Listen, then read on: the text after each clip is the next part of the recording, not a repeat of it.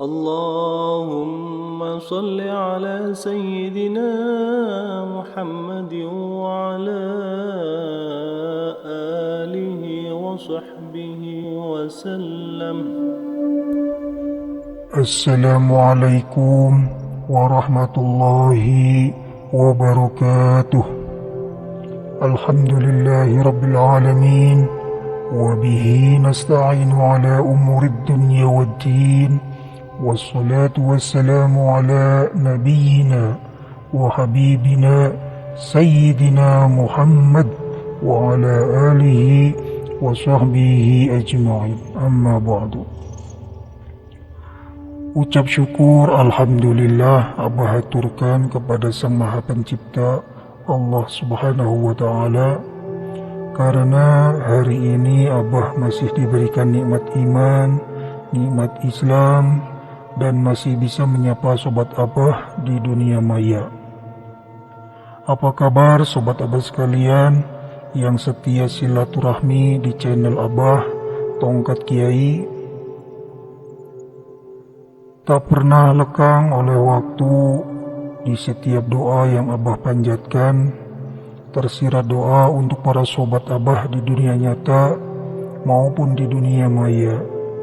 Semoga sobat dan keluarga senantiasa dianugerahkan kesehatan, panjang umur, hidup yang barokah, dan mudah rezekinya, baik lahiriah maupun rezeki batiniah. Amin amin Allahumma amin. Sebelumnya Abah ingatkan, simak penjelasannya hingga akhir dan ketiklah qabiltu di kolom komentar sebagai simbol akad ijazah amalan agar sanad keberkahannya tersambung. Hakul yakin, tanpa akad amalan ini tidak akan berkah dan tidak akan makbul karena sababiyah terputus sanadnya. Baiklah, di kesempatan kali ini Abah akan menceritakan ihwal amalan sedekah sebagai amalan untuk permohonan segala hajat. Amalan ini bukan zikir, bukan wirid, bukan tirakat, dan bukan pula kita yang berdoa. Mungkin di benak sobat ada yang bertanya, lantas siapakah yang berdoa atau yang menghaturkan hajat kita? Adakah sobat yang tahu?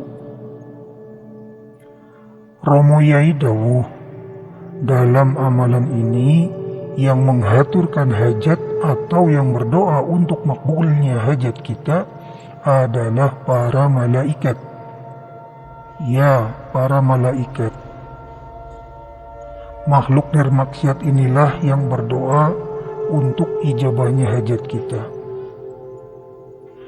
Baik, Abah jelaskan ihwal para malaikat memohonkan hajat kita kepada Sang Khalik. Dalam satu keterangan menerangkan bahwa di setiap makanan, apakah itu gandum, beras, buah-buahan, atau sayur-sayuran, itu ada malaikat rezeki yang diciptakan Allah Subhanahu wa Ta'ala sebagai bentuk keagungannya. Kita orang Indonesia yang hidup dengan makanan pokok berupa nasi, maka dalam setiap butir beras kemudian dimasak menjadi sebutir nasi, Allah ciptakan satu malaikat untuk mengawal. Coba sobat bayangkan, berapa jumlah malaikat dalam satu porsi makan? Mungkin sobat sering mendengar orang tua dulu selalu menasihati kita, "Nak, apabila kita makan, maka habiskanlah makanan itu." Hikmah dari nasihat itu yakni yang pertama, tidak menjadikan mubazir. Di dalam Al-Quran sudah dijelaskan, kalau Abah tidak salah ingat, itu ada di surah Al-Isra, di mana artinya sesungguhnya perbuatan mubazir adalah kawan para setan. Mubazir di sini bisa juga diartikan boros. Hikmah yang kedua adalah karena di setiap butir atau di setiap suap makanan yang kita makan, malaikat rezeki akan senantiasa mendoakan kita. Maka sunnah Nabi, bacalah bismillah sebelum makan sebagai bentuk rasa syukur kita kepada Sang Maha Pemberi. Maka sunnah Nabi, bacalah bismillah sebelum makan sebagai bentuk syukur kita kepada Sang Maha Pemberi. Kembali kepada bahasan amalan sedekah. Jadi apabila sobat mempunyai hajat sebesar apapun, apakah itu kebutuhan atau keinginan atau sedang diterpa badai masalah, maka sobat tidaklah salah untuk mengamalkan amalan sedekah ini. Amalkanlah dengan ikhlas dan sungguh-sungguh.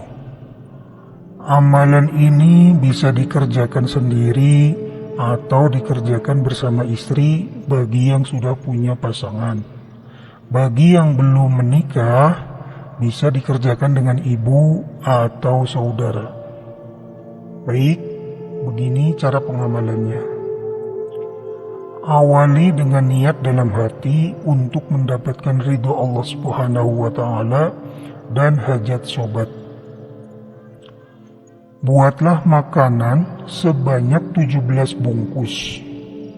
Kemudian bagikan kepada anak-anak atau fakir miskin, duafa, janda-janda tua, musafir, atau orang-orang yang sedang dalam kesusahan. Lakukan selama 17 hari berturut-turut.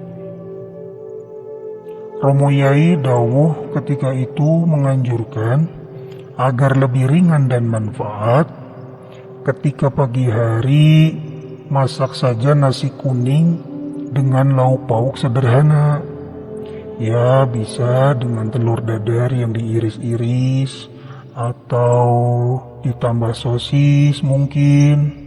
Nah, buatlah 17 bungkus selama 17 hari berturut-turut dan bagikan kepada anak-anak untuk sarapan mereka.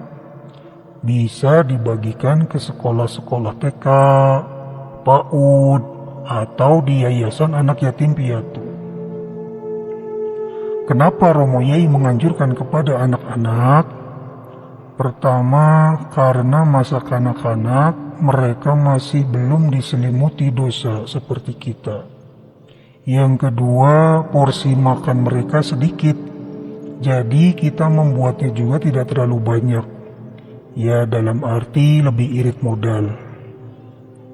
Bagi sobat yang mengamalkan amalan sedekah ini, tidak perlu mengucapkan hajat ketika membagikan makanan ini.